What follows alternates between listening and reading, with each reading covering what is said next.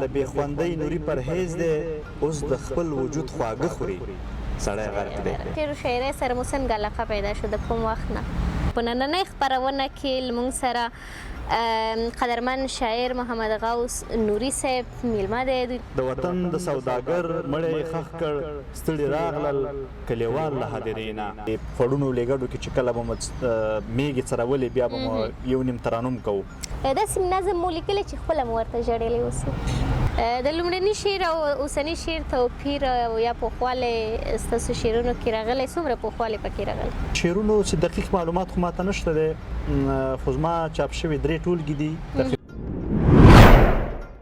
السلام علیکم خوږو لیدونکو، هیله لرم چې تاسو ټول به راته ښه اوسئ. دا دی د یو ځل بیا لپاره د ادبي بنډار او یا هم شاعرانو سره مرکې خپرونې ته حاضره شوي یو چې په نننۍ خپرونه کې لمونږ سره قدرمن شاعر محمد غوث نوري صاحب میلمه دی. دوی ته ښه راغلاست هرکلی وایم. تاسو ته سلامونه، ښه راغلاست هرکلی. ډېره مننه چې زموږ بلنه مو ومنله. ډېره مننه، خوشحاله اوسئ، ژوندي اوسئ. زه هم په خپل وار د ولس غږ یوټیوب چینل ټولو درنو اوریدونکو ته او څوک چې زموږ غږ اوري هغو ټولو ته ښه راغلاست وایم او خدای وکړه چې دغه زموږ لنډ غوندې بنډار د دوی د خوښۍ وړ وګرځي. خوشحاله اوسئ، ډېره زیاته مننه. نوري صاحب لومړی خو ډېره زیاته مننه چې زموږ بلنه مو ومنل. راځئ په لومړی سر کې دا ووایئ چې تاسو خپله د کوم ولایت یاست او چېرته مو نړۍ ته سترګې پرانیست؟ ډېره مننه. موږ خو د همدغې ولایت یو، ننګرهار ولایت یو، په خوږیاڼو ولسوالۍ کې زیږېدلي یو، هملته پیدا شوي یو. د خوږیاڼو ولسوالۍ یاست، ډېر ښه. زده کړې مو څومره کړي؟ ما خو خوشبختانه باید ووایم چې ما 2 لیسانسه کړي دي. لومړی مې شریعتو پوهنځی لوستی دی، بیا له هغې وروسته له ادبیاتو، ژورنالیزم او رسنیو سره دغه علاقې تاثراتو او اغیزو چې دې ته مجبوره کړم تر څو یو بل پوهنځی ولولم چې هغه ژورنالیزم و. نو بیا ما ژورنالیزم پوهنځی هم ولوسته. نو اوس خو په اصطلاح اوس وخت کې هم دا 2 لیسانس دي، ماستري او دکتورا ته به م انشاءالله هڅه کوو. ډېر ښه، خدای مو کامیاب لره. او شعر و شاعرۍ سره مو څنګه علاقه پیدا شو د کوم وخت نه؟ نو دغه د شعر و شاعرۍ د کیسې خو تقریبا داسې یو اوږده فلسفه غوندې ده. زه به یې لنډ ووایم. 6م صنف کې ومه چې نو مونږ خوږیاڼي خو اطرافو سیمه ده، ممکن چې لیدونکو ته معلومات وي. هلته به مونږ په پټیو کې یا په د خوړونو لېږدو کې چې کله به مو میږې څرولې بیا به مو یو نیم ترانم کوو. نو زموږ یو کلیوالو هغوی زما د ترانم غږ اورېدلی او بیا لیسه کې ترانې ټیم ته زه ور معرفي کړم. نو تقریبا 9م صنف و چې بیا دغه د لیسې د ترانې په ټیم کې شوم. خو اول وخت کې لږ تاثر روب او دا شیان را باندې و، ډېر کله به پټېدمه، برخه مې اسمبلۍ کې ډېره نه اخیستله. نو خو ورو بس هماغه وخت نه د ترانو ویل را شروع شو. بیا یو کال 2 کاله چې د ترانې د لین په سر وویلې، نو هماغه شوق او ذوق او علاقه وه چې هماغه د لیسې په دور کې تقریبا 8م 9م صنف کې به وم چې ما بیا لومړی شعر لیکل شروع کړم. تاسو خپله بیا لومړی شعر ولیکل؟ و خپله لومړی شعر. ډېر ښه. لومړی شعر مو اوس په یاد ده؟ یاره هغه وخت نو اوسنی چې کوم نظام د طالبانو لومړنۍ دوره وه هغې وخت کې، او ما ته یاد دي چې موږ به رخصتۍ کې هغه ته راتلو ادارې ته. هلته موږ لیسه کې یو سپیکر لګولی او بیا مې یو 2 ترانې ویلې، بیا به مکتب رخصتېده. نو هغه د حالاتو او د په اصطلاح د ترانو تاثر او اغیزو چې وخت لسمین قرآن لاس کې و مجاهد ګرانه وران درنه وطن نشي و ګران افغانه، دغسې چې لومړني بیتونه خو ډېر وخت تېر شوی دی. نو اوس مانه بالکل بیخي ډېر وخت تېر شوی. بالکل. د لومړني شعر او اوسني شعر توپیر یا پوخوالی ستاسو شعرونو کې راغلی څومره پوخوالی پکې راغلی؟ د لومړني شعر او اوسني ترمنځ خو خورا لوی واټن تو شوی، ځکه تقریبا 1402 یا 3 او 1402 نو ډیر وخت راځي، 12 کاله راځي تقریبا. نو شعر خو هغه څه دي چې طبعا د مطالعې ترڅنګ مثلا د لوستنې ترڅنګ د خلکو د اوریدنې ترڅنګ خپل ریاضت غواړي، مشق غواړي، تمرین غواړي. نو لومړی کتاباً زموږ شعرونه چې لومړني وو هغه وخت کې استادانو ته مخوده لارښوونې به راته کولې، په اصطلاح کومې غلطیانې چې وي هغه به یې راته اصلاح کولې. نو د وخت په تېرېدو سره د هغوی لارښوونې زموږ مطالعه بهیرونو سره اړیکې، رسنیو سره کار، بنډارونو ته تګ او په شعرونو باندې کره کتنه په بنډارونو کې، دا ټول هغه څه وو چې موږ ته هغه پخوانۍ شاعري یا لومړنۍ شاعري هسې ټوکې ښکاري، چې ډېره راته کمزورې ښکاري. حتی کله کله موږ پښیمانه شو چې دا شعر هم تاسې لیکه یا دا شعر هم تاسې لوستله که نه. هغه د الفت صاحب هغه کې راځي، ګل پاچا الفت چې وي هغه به ډېر کله شعر ولیکه بیرته به یې وران کړه، بیا به یې ولیکه وران به یې کړه، په دې خاطر چې دا یو ځل زه ولیکم نو بیا که ورباندې خواري کوم نو دا دویم ځلي خواري د دې نه ښه ده. نو طبعا فرق ډېر زیات راغلی دی او شاعرۍ کې د وخت په تېرېدو سره لوی تغییر راځي. دا هم ووایي چې یو بله پوښتنه به وکړم، بیا بعد له هغه پوښتنې نه لاړ به شو، ستاسو نه یو غزل به واورو. څومره شعرونه مو تر اوسه لیکلي؟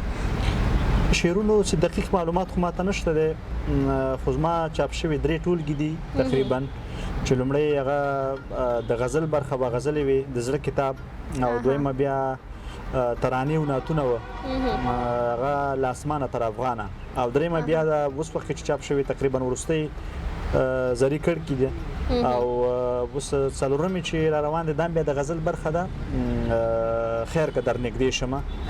نو داسې دقیق معلومات راته نشته دی، خو تقریبا چې له 500-600 به پورته وي.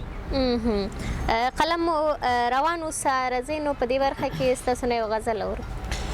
ښه، ډېره مننه. زه به دا اوس وخت کې مې یو څو بیتونه لیکلي دي، ما خدای وکړه چې د اورېدونکو خوښ شي. دا چې روغ یمه له خپلې حافظې نه، دا چې روغ یمه، دا چې روغ یمه له خپلې حافظې نه، راستون شوی یمه بیرته له هغې نه. د ماښام د ترږمیو څادر ټول کړي، د ماښام د ترږمیو څادر ټول کړي، راوتلې بیا رڼا د له ډیوې نه. د وطن د سوداګر مړی یې ښخ کړ، د وطن د سوداګر مړی یې ښخ کړ، ستړي راغلل کلیوال له هدیرې نه. زه ماشوم په خړو خاورو غیږ ته ورشم، زه ماشوم په خړو خاورو غیږ ته ورشم، مور چې غږ وکړي د کور له دروازې نه. او زه د کور کلي نهرو لاسنیوي ته، زه د کور کلي نهرو لاسنیوي ته پاتې شوی یم د حج له فریضې نه. د وطن 40 کلنې جګړې تور کړې، د وطن 40 کلنې جګړې تور کړې، نوري مه کوه ګیله له آینې نه. د وطن 40 کلنې جګړې تور کړې، نوري مه کوه ګیله له آینې نه. په یو تصادف کې انسان خپل ارمان ته ورسیږي، له مودو وروسته مینه خپل جانان ته ورسیږي. ډېره زیاته مننه، ښایسته غزل مو وړاندې کړو، ډېر په زړه پورې و، قلم مو تاند اوسه، همیشه بریالی اوسئ. کله نظم هم لیکئ؟ هو، نظمونه مې لیکلي دي، تقریبا 15 پورې به نظم برخه کې ما کار کړی. نو خو اوس د وروستیو برخو کې چې ما ډېر کار کړی هغه تقریبا ترانې دي، او زیاتره بیا د ښوونځیو دپاره قلم او کتاب او استاذ او دغه برخه کې دي، ځکه موږ چا خبره ښوونکي یو، نو معلمان یو، دغه برخې سره هم چې دی لږ اړیکه قوي ده، نو هغه د ښوونکي او د استاذ او د قلم او د کتاب هغه اغېز شاعرۍ کې بیخي هغه ښکاري. نظم برخه کې بیا ډېری د یو انسان یا د یو چا ژوند پکې انځورګري کېږي، او یا هم یو موضوع اړوند انځورګري کېږي پکې. داسې نظم مو لیکلی چې خپله مو ورته ژړېلی اوسئ؟ یاره خپله مو ورته نه دي ژړلي، خو نور مو ژړولي، خو خواشیني شوي یو، ځکه داسې حالات زموږ ټولنه چې دی دا خو هیوادوالو ته معلومه ده چې موږ او تاسو پکې درد ډېر لیدلی، غم مو پکې ډېر لیدلی، ناهیلي مو پکې ډېره لیدلې ده. نو زمونږ هره پیښه او هره قصه او هر داستان دلته تقریبا د غم او د ویر د خوشحالۍ خبرې ډېرې کمې دي. نو طبعا که سړی خپل شعر ته ونه ژاړي نو هغه اغیزې دومره خواشیني کوي چې نور خلک ډېره متوجه کړي چې هغوی په ژړا کې یې خواشیني کړي. بالکل. شعرونه تقریبا چې ټول دي یو شاعر ته د هغه د اولادونو په شان وي ټول شعرونه. تاسو ته کوم شعر مو ډېر ګران دی او غواړئ چې کوم هنرمند یا سندرغاړی ووایي یا ته کوم ترنم کوونکی؟ غزلو کې ما خو وړاندې ویل چې تقریبا غزل برخه کې ما ډېر کار کړی دی، خو یو شعر چې په هغې زه ملګرو ډېر تشویق کړی یم او ډېر دادې را کړی دی، دغه ملګرو په ما باندې ګران کړی دی. نو هغه خو بیل یو غزل دی او اوس وخت کې مې یو ترانه غوندې لیکلې وه او هغه زړه مې مو چې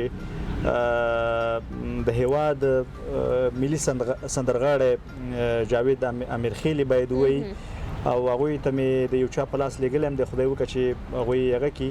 نو هغه د وطن غږ و چې ما انځور کړی و ما ته ګران و د دې له اړخه، خو ډېر شي را باندې ګران دی هغه بیا هغه غزل ده چې کوم ډېر ملګري راته وایي او حتی په هغې باندې ما پېژني. د چا د شعرونو څخه یا شاعرۍ څخه متاثر یاست؟ زه خو شعرونه ډېر لولم، کاروان صاحب هم ډېر لولم او ډېر مې چې لوستی د هغه ناګار نه شو ورته ټیټ ښکلو خوښ نه کړ چنارونه پیوند نه اخلي بادام کې. زه استاد ناګار ډېر لولم او زما د ترانو په برخه کې چې کومه هغه په اصطلاح کوم اغیز دی هغه د استاد ناګار دی او دغه برخه کې تر ډیره تاثر مې له هغوی نه اخیستی دی او دا زما دپاره یو افتخار هم دی چې دغسې یو سړی چې هغه موږ له حمزه بابا نه وروسته حتی د غزل د بابا په حیث باندې پیژنو، باید وپیژنو، درناوی ورته ولرو، د هغه شعرونه مطالعه کوم. دوه بیتونه البته یو بیت یا دوه بیتونه زه تاسو ته وایم، تاسو به د دې شاعر ووایاست. ماته عبادت په نغمو وښایه څو به بې ربابه بې صداره یم بل بیت به یې البته نه وایم تر څو ځکه بیخي نقل راځي. بل بیت یې کوم نه وایي نو دا ستار او چنار خبرې چې کوي دا کاروان صاحب وي زیاتره وخت، نو زه مطمئن یم چې ممکن ده د کاروان صاحب بیتونه که ووایم نه ده نو موږ ډېر کله هغه سعود صاحب وایي چې که زما د شخصیت حدونه ګوري زما فن زما د فکر ترجمان دی. نو کله کله سړی د شاعرۍ نه معلومیږي ډېر کله چې شعرونه لوستي نو دا د ستار او دغه خبرې چې کوي د چنار یا به کاروان صاحب یا به آن صاحب. کاروان صاحب ډېره مننه. یو بل غزل هم تاسو نه اورو، ستاسو خپله خوښه چې اوس موږ ته غزل وړاندې کوئ او که خپل نظمونو څخه لنډ نظم. نظم خو به لږ وګدي، غزل به ووایم هغه وړاندې چې مې یادونه وکړه چې په نه خبره زړه خوري سړی غرق دی، چې په نه خبره زړه خوري سړی غرق دی، د څاروي غوندې واښه خوري سړی غرق دی، دی پاچا سره حساب د ملت کیږي، دی پاچا سره حساب د ملت دی پاچا سره حساب د ملت کیږي، دا د دې وطن اوبه خوري سړی غرق دی. او د پنجاب د یو تورمخي دسیسې دي، د پنجاب د یو تورمخي دسیسې دي، له پخوانه پښتانه خوري سړی غرق دی. پیغله کونډه خاوند پسې ړنده کړه، پیغله کونډه یې خاوند پسې ړنده کړه چې د لاسه یې باڼه خوري سړی غرق دی. او آخري بیت داسې دی چې د دنیا له بې خوندۍ نوري پرهیز دی، د دنیا له بې خوندۍ نوري پرهیز، د دنیا له بې خوندۍ نوري پرهیز دی، اوس د خپل وجود خواږه خوري سړی غرق دی. ډېر په زړه پورې. ستاسو په اجازه را به شو شخصي ژوند ته مو هم نور صاحب واده مو کړی؟ واده مې کړی دی، زه به یې خلاصه کړم، 4 اولادونه لرم، هوره، صهیب، عایشه او خبیب. ډېر ښه نیک سالي دې لوی شي په مینه او که د مور او پلار په خوښه؟ بس د مور او پلار خوښ هم چې دا زمونږ داسې خوښ وي چې هغه داسې فکر وکړه چې په مینه شوی دی ځکه لومړی انتخاب د هغوی و بیا هغه نهایي کول او په اصطلاح پاس کول د مشورې هغه زمونږ و نو تقریبا چې په مینه شوی دی. یو غزل به بل تاسو نه اورو خو د خدای پامانۍ نه وروسته ډېره زیاته مننه تاسو نه چې زموږ دعوت مو ومنل او راغلی زموږ خپرونې ته. خوشحاله اوسئ، ستاسې د هم کور وداني او خدای وکړي چې زموږ دغه مرکه اورېدونکو باندې بوج شوي نه وي. زه به کوشش وکړم که پوره شعر نه وي نو کت یو درې څلور بیتونه به ووایو دوستانو ته چې هغه هم تقریبا تر ډېره پورې نوي دي. په غرونو نه کېږي، په ښار باندې باران نه کېږي. سمه ده. همدا غزل به له تاسو نه اورو. قدرمنو لیدونکو کوم غزل یادونه چې لومړی بیت یې نوري صاحب وویل د دې غزل په اورېدو سره موږ ته هم نوري اجازه راکړئ تر بیا چې نورو خپرونو آماده کولو ته ځو. تر هغه مو په پاک او لایزه رب سپارم. هر چیرې چې یاست اباد او خوشحاله اوسئ. لوی الله مو مل شه. غرونو نه کېږي، په ښار باندې باران نه کېږي. په غرونو نه کېږي، په ښار باندې باران نه کېږي. د ګناهګارو په مزار باندې باران نه کېږي. په غرونو نه کېږي، په ښار باندې باران نه کېږي. د ګناهګارو په مزار باندې باران نه کېږي. زه د خپل قام د سوځېدو کیسه کې نه یم جي. زه د خپل قام د سوځېدو کیسه کې نه یم جي. په ما دې نه کېږي، خو یار باندې باران نه کېږي. ادګا ته ځي غرونو رغونو ته څاروي هم لیږي. ادګا ته ځي غرونو رغونو ته څاروي هم لیږي. خو د بیلارو په گفتار باندې باران نه کېږي. خو د بیلارو په گفتار باندې باران نه کېږي.